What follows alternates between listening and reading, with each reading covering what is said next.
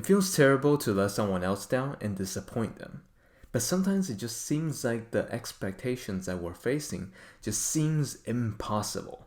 And if we're talking about expectations, who better to examine right now than Simone Biles, the Olympian, who has won 6 medals in the last Olympic, Rio 2016.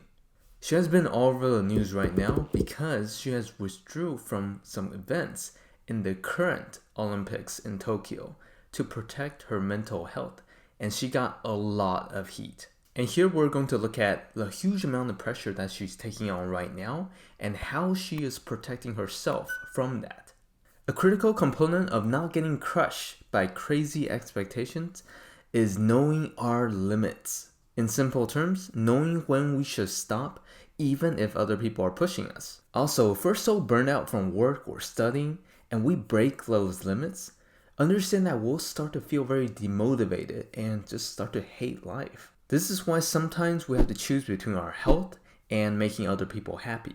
The biggest move that Simone did was after jumping the vault, she decided that she wasn't feeling well and just walked out of the stadium after encouraging her teammates. This is huge because she is arguably one of the best female gymnasts right now, and she is representing a whole entire country at the age of 24.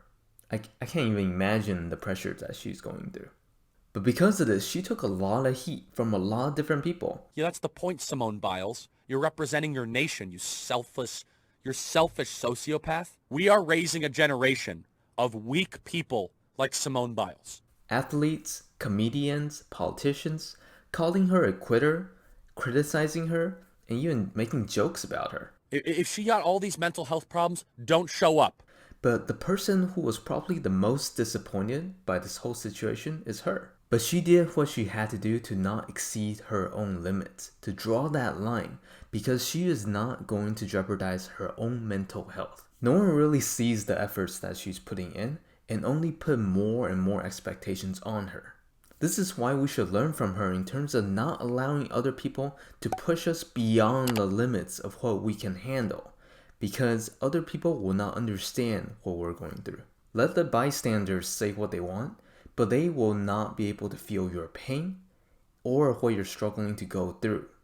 So let them talk and you take care of yourself. Now for the most underrated factor in terms of handling stress, which is recovery. Recovery simply means setting aside time for you to recharge and recover. People usually think that if you're not doing anything, then you're being lazy, unproductive, and you're wasting your life away. But having adequate amount of recovery period is critical to your performance. With an Olympic athlete, you might expect Simone Biles to be basically training every single waking moment that she had, but she's only reportedly to be training 32 hours a week and taking Sundays and Saturdays off for family and church. She understands that you need to train hard and rest hard so that she can grow and recover and be able to perform better next time.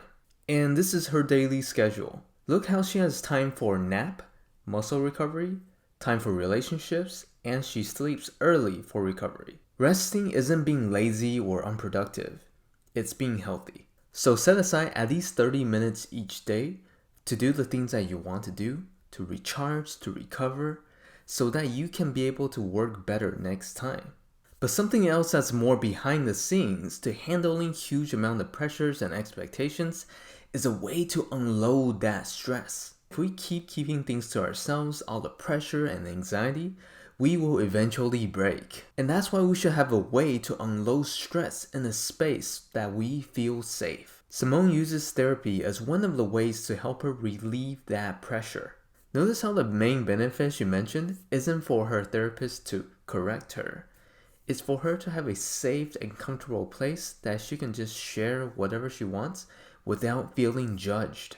We tend to put up this front or an image of what other people want to see, but we never really show our true self. And in therapy, this is one of the places where we can. Simone also promotes journaling as one of the effective ways that she can release her stress into a safe space. When you're writing or journaling, it gives you a sense of control when you put that feeling into words. And it really allows you to just be free, share whatever you want, and to be able to recover and not keep everything inside. We can make a practice of unloading our own stress by journaling at least 10 minutes a day to really share and express ourselves in this space. If you found this helpful, don't forget to like and subscribe. And at this moment, I think Simone won one more bronze medal. Like, congrats. She's doing a great job. And if you want to see more videos like this, you can check out some of my other videos on my channel. I'll talk to you guys next time.